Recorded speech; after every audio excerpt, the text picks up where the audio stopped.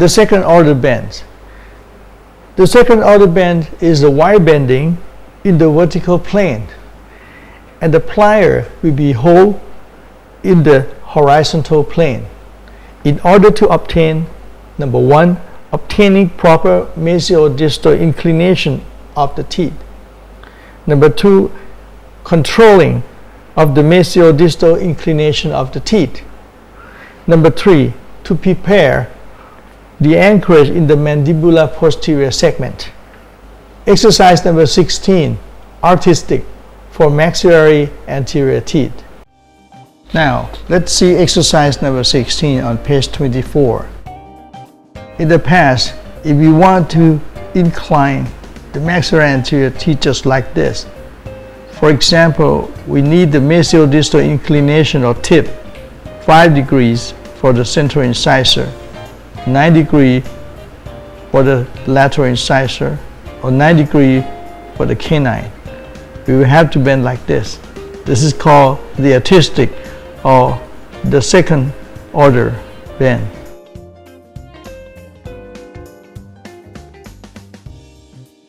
This is to control the mesial-distal inclination of the maxillary anterior teeth.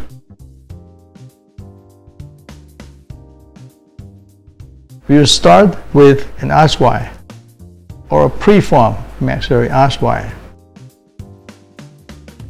Here is the point that we use tweed plier. Point M, 1A, 2A, and 3A. We will start marking our maxillary archwire.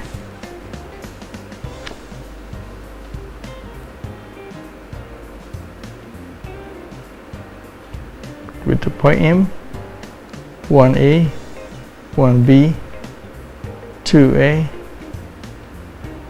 2B, 3A, and 3B.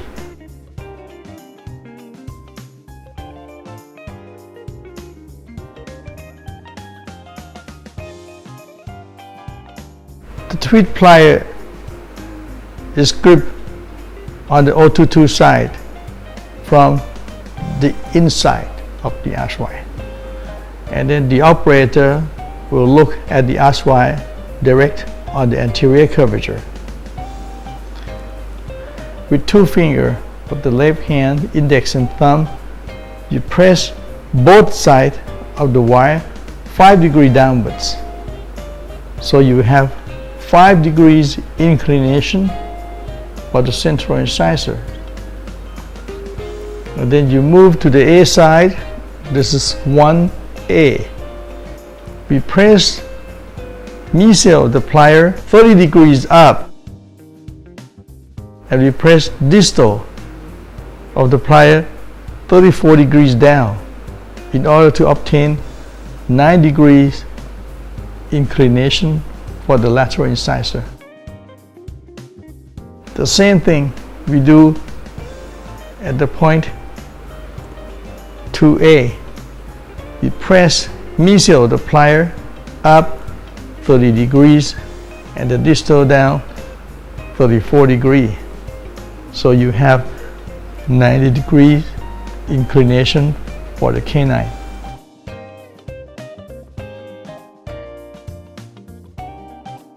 Now at 3A, we press mesial the plier up 30 degrees and we press distal the plier down to the horizontal plane. At this, we get the result that the middle of the inclined plane will be located in the same level. Same thing happened on the B side. We need to bend artistic, and the middle of the inclined plane here will stay in the same level. This is 1B, 2B, 3B. At point 1B, we press mesial the plier up 30 degrees, distal of the plier 34 degrees down. At point 2B, we press mesial of the plier 30 degrees up, 34 degrees down. At point 3B, we press mesial of the plier 30 degrees up and press distal of the plier back to the horizontal plane.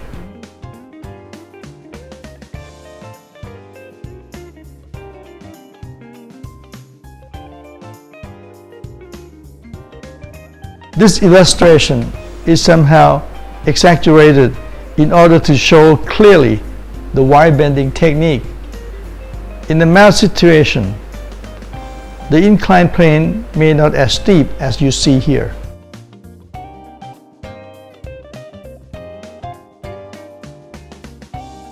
Now, when you grab the tweed plier at point M and look it with one eye, you see one arch.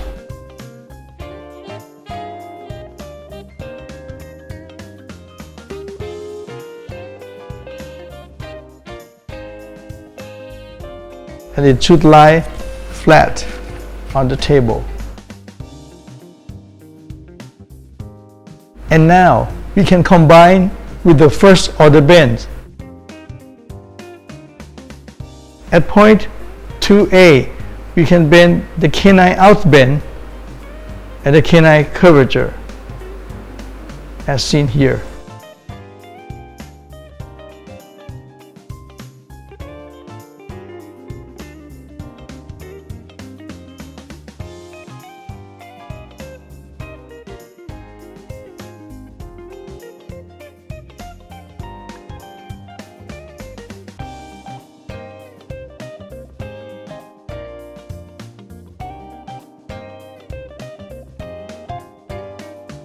At the point 6A, we can add tie back loop. We want tie back loop to be placed gingerly. The round beak should be on the opposite side.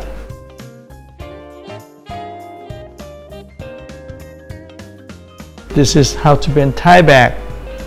We slide the plier 1 millimeter up, go on bending until we get 45-degree inclination.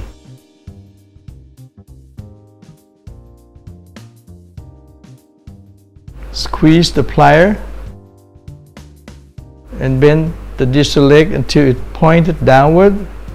Open the plier and bend to get tip back and intrusion for the second molar. At this point, we learn how to bend first order bend and second order bend together at the toe end. To avoid tissue impingement, we will bend our tie back loop 30 degrees outside, as seen here. Exercise number 17, the intrusion and extrusion steps for anterior teeth. Next, exercise number 17. This is the intrusion step or extrusion step. We will mark our arch wire at 2A and 2B.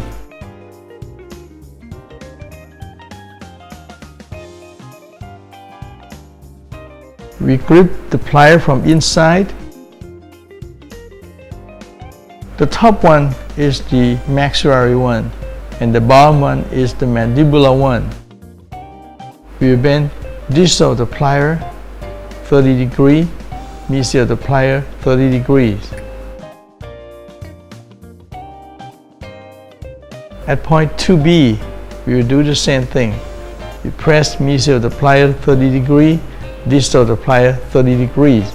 So we have 1 millimeter of intrusion for the anterior segments, as shown here.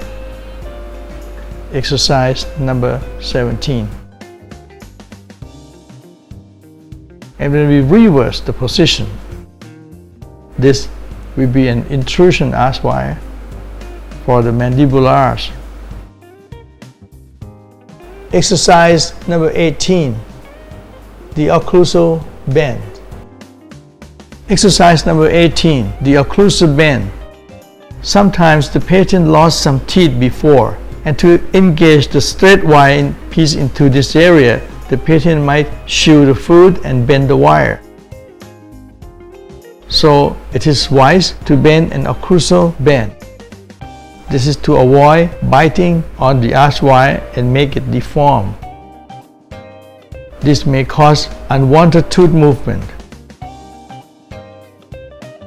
This is occlusal bend.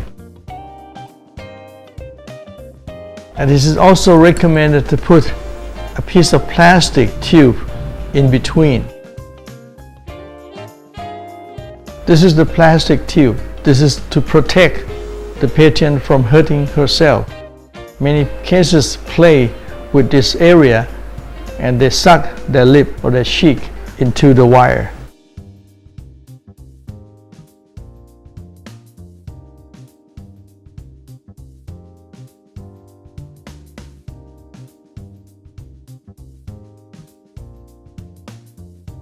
So the plastic tube will be inserted. Exercise number 19, the tip back bends. Exercise number 19 is the tip back bend. For example, this is the maxillary arch wire. We will do most of the time tip back bend for first molar and for the second molar.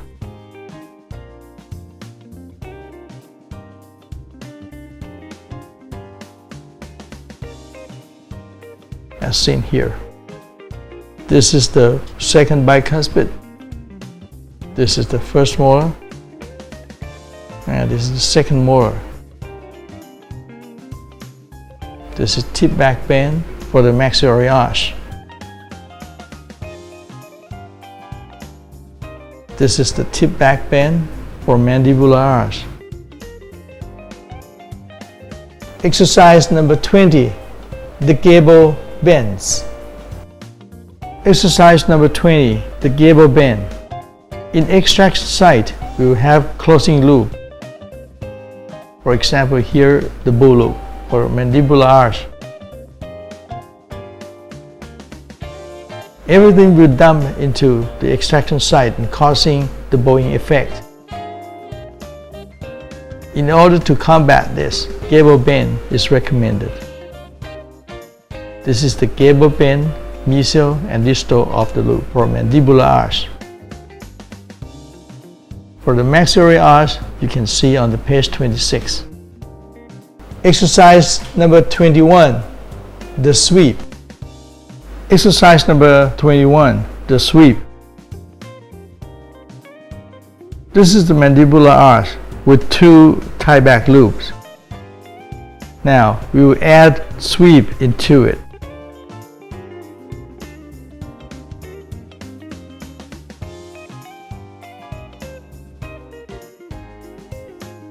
Sweep is a smooth curve. In the mandible, it will reverse the curve of speed.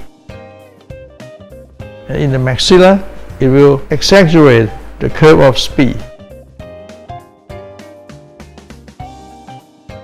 Its effect is to intrude the anterior teeth, extrude the premolar area, and intrude the molar area.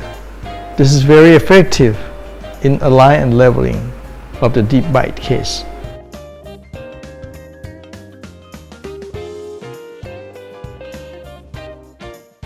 In order to prevent tissue impingement, the tie back loop will be bended about 30 degrees outward, as seen here. 30 degrees outward. Care must be taken because the sweep can be lost. So before you like it into the mouth, you have to check the sweep, check the toe in, check the arch form before like it into the patient's mouth. This is the mandibular arch wire with sweep, and this is the maxillary arch wire with sweep. sweep is equal on both sides.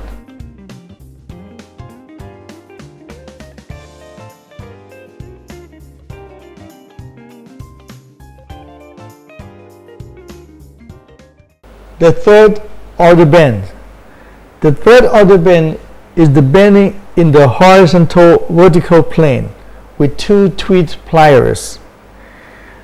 In order to obtain an optimal labiolingual or buccolingual or buccopalatino inclination of the teeth, and this is called torque. In order to have torque control, we need to select the proper wire. We will start with 016 times 016 square wire, which is called intermediate arch wire. And the next wire we have a better control is the 1622 stainless steel.